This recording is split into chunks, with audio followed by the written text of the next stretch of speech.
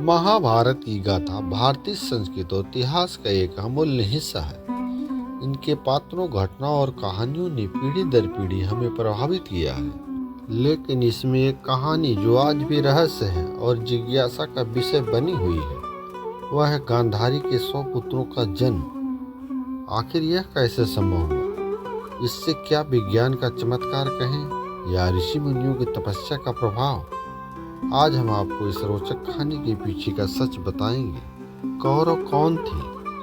कौरव हस्तिनापुर के राजा धृतराष्ट्र और रानी गांधारी के पुत्र थे। उनके कुल 100 भाई और एक बहन थी जिसका नाम दुसला था। कौरव के सबसे बड़े भाई का नाम दुर्योधन था, जो महाभारत के महत्वपूर्ण पात्रों में से एक है। दुर्योधन ने पांडवों के साथ युद्ध क्षेत्र में मुख्य भूमिका निभाई थी। लेकिन यह भी कहा जाता है कि धृतराष्ट्र के एक पुत्र और थे जिनका नाम था युधिष्ठिर। युधिष्ठिर धृतराष्ट्र और उनकी दासी के पुत्र थे। लेकिन मुख्य प्रश्न यह है कि गांधारी 100 पुत्रों की मां कैसे बनी। कहानी की शुरुआत होती है गांधारी के सेवा और समर्पण से। प्रचलित कथा के अनुसार गांधारी अपने पति धृतराष्ट्र की सेवा में खुद को समर्पित कर दिया था। उनकी निष्ठा और भक्ति से प्रसन्न होकर महर्षि व्यास ने उन्हें एक वरदान दिया। ऋषि व्यास ने कहा, तुम 100 पुत्रों की मां बनोगी। यह पुत्र महान योद्धा होंगे और तुम्हारे वंश को आगे बढ़ाएंगे। इस वरदान के बाद गांधारी गर्भवती हुई।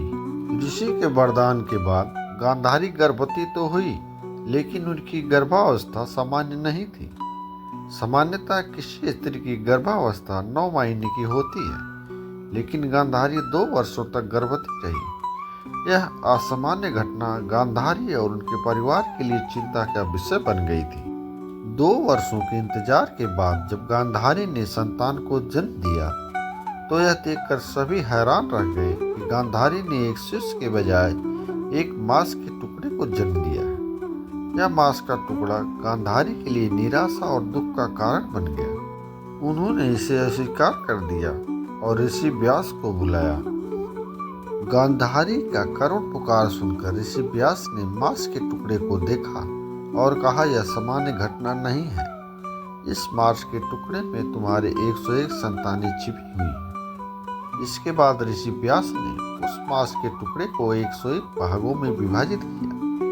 उन्होंने प्रत्येक हिस्से को घड़े में रख दिया, उसे विशेष जड़ी बूटियों से ढक दिया। ऋषि व्यास ने उन मांस के टुकड़ों को एक सुरक्षित स्थान पर रखा और गांधारी से कहा कि धैर्य रखें। समय के साथ इन घड़ों में से बच्चों का जन्म होगा।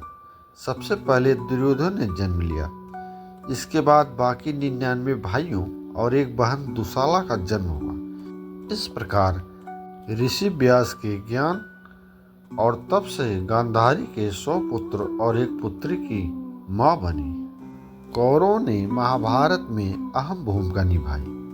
दुर्योधन, जो सबसे बड़ा भाई था, पांडवों का सबसे बड़ा प्रतिद्वंदी था। कौरवों और पांडवों के बीच का संघर्ष महाभारत की कहानी का मुख्य आधार है। हालांकि कौरवों की यह कहानी हमें यह भी सिखाती है कि नियत, चमत्कार और ऋषि मुनियों के ज्ञान के सहारे हमारे जीवन पर गहरा प्रभाव हो सकता है। तो दोस्तों, यह थी कहानी गांधारी के 100 पुत्रों के जन्म की। यह कथा हमें महाभारत के गूढ़ रहस्यों में से एक झलक देती है। यह क्या चमत्कार था या प्राचीन विज्ञान का उदाहरण, यह आज भी एक रहस्य है। यदि आपको यह वीडियो पसंद आया हो तो लाइक, शेयर और सब्सक्राइब करें। जय श्री कृष्णा। जय